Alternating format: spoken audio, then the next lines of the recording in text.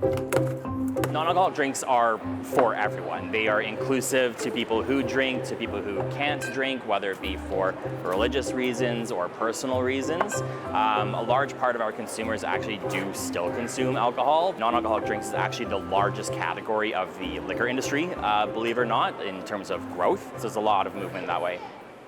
Last year during Dry January, I had a few friends, who did, the 30 days and extended that to 60 days. So 3 months, and then they ended up going a full year without alcohol, and they're continuing through this year. A lot of this comes down to the ritual of having something good in your hand. If you're out having a nice steak dinner and all your friends are having a glass of red wine to pair with it, you don't want to have a pop or a water. It's not the same experience. So by having a good, high quality non-alcoholic wine with you, honestly, you don't even notice the difference anymore. Some of the largest categories in our store is certainly wine and spirits. Non-alcoholic bourbon is a big one right now. Love that one. The addition of figs and molasses on there. I enjoy beer. I'm a craft beer snob. The flavor profiles of some of the non-alcoholic beers have really surprised me. We've seen a steady transition just between our alcohol sales and our non-alcoholic sales.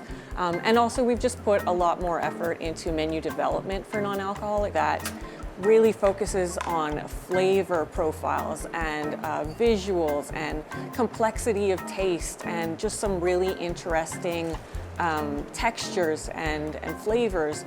And so it's a lot more interesting than just your standard, non-alcoholic pop list. There was a real stigma attached to it and it was kind of shameful. Now it's really not. Now it's openly accepted. People like trying new things. People see the mocktails come out and they're intrigued to try them even if they are drinking.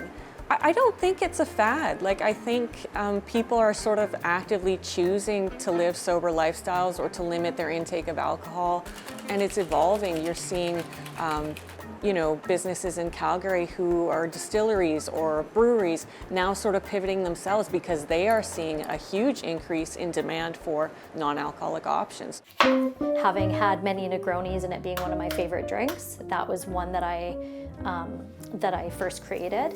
I did the kind of traditional flavors of Negroni and matched the color with annatto seed to get that nice bright coloring. But then I pulled in rosehip and juniper. I used coriander. It's imitating, the smell, the taste, the complexity, the feeling that you're left with on your palate.